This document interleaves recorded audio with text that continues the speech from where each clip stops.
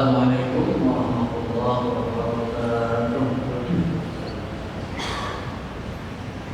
Alhamdulillah wassalatu wassalamu ala Rasulillah Muhammad Rasulullah la haula wala quwwata illa billah.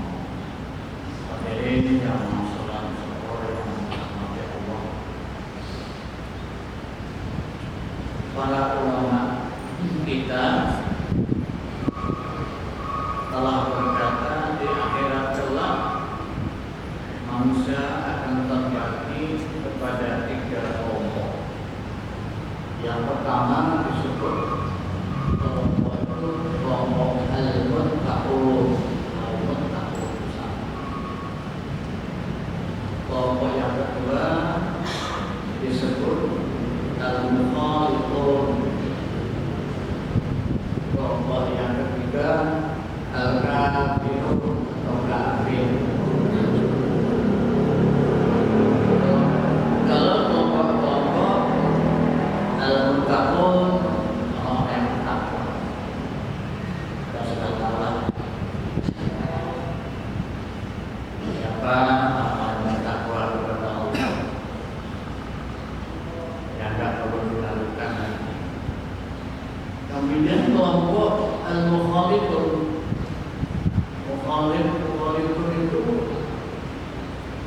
ikhtilaf antara 2 hal, campurnya 2 hal, ikhtilaf al-mukhtun.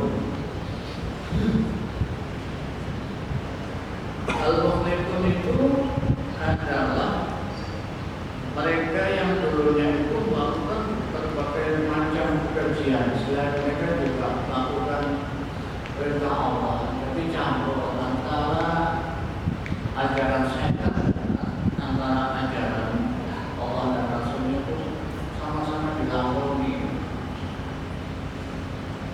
Ini bagaimana pertimbangannya? Pertimbangannya Allah itu ahkamul hakimin. Dalam menghakimi setiap kesalahan itu sangat adil.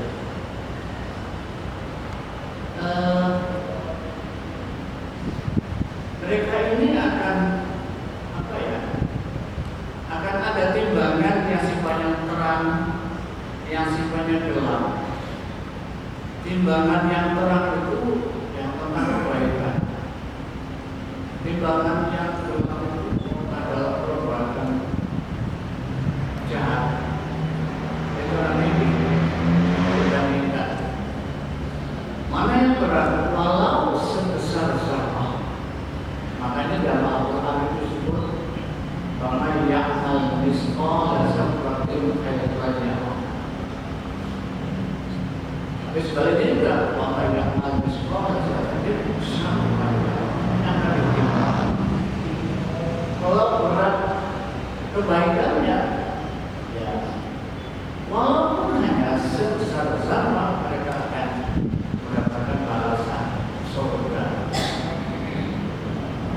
Sebenarnya kalau memang tindakan tak baiknya itu lebih berat, walaupun sebesar zarah, neraka. Jadi masalahnya interaksi kita, hubungan kita dengan sesama manusia yang benar. Kalau kita punya salah kepada Allah, istighfar, astagfirullahaladzim. Kemudian menghafal sayyi'at hasanah, kalau kita berbuat jahat sertai dengan perbuatan baik. Kemudian asal tidak kita melakukan, mengulang lagi kesalahan itu sama manusia ini, sama manusia. Berbuat zalim kepada sama manusia. Maka dari itu siapa-siapa saja yang merasa banyak menzalimi saudara-saudara seiman, ya Allah, di dunia ini ada satu negara yang ada asas manusia. Kalau Islam sangat menjunjung tinggi namanya asas manusia, membunuh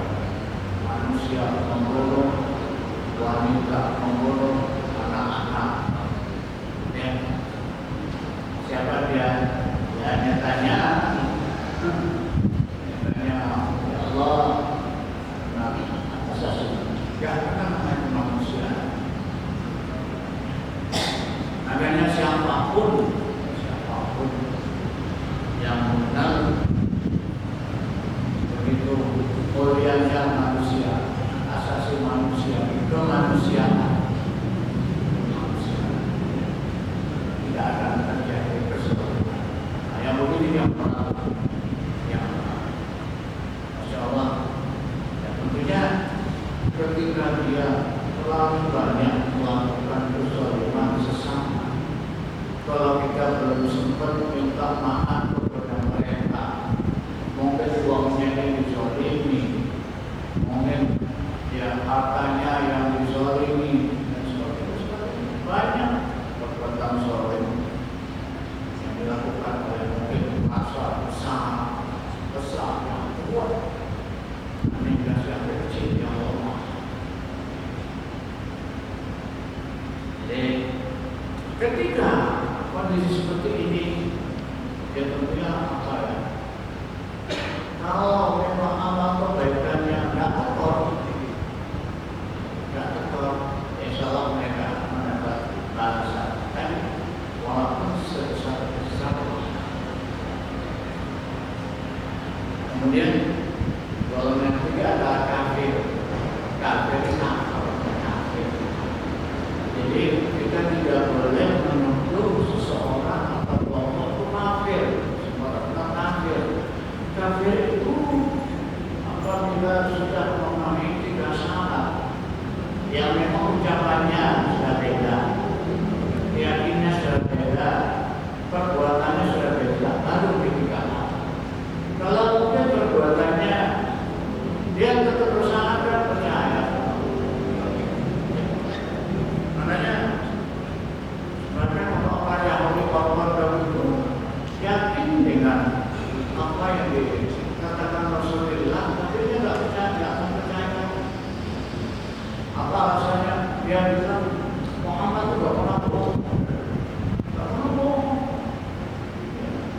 Pada suatu kelak di akhir zaman orang-orang yang akan dibunuh dan yang bisa menyelamatkan ada satu orang. Ya, makanya orang Yahudi, orang Israel kepada orang mereka akan berhidup.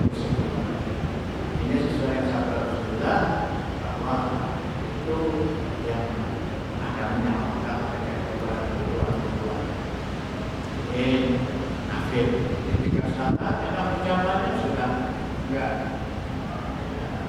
sesuai, sahabatnya sudah lari, kemudian hatinya sudah enggak membenarkan, kemudian perbuatannya sudah jauh. Itu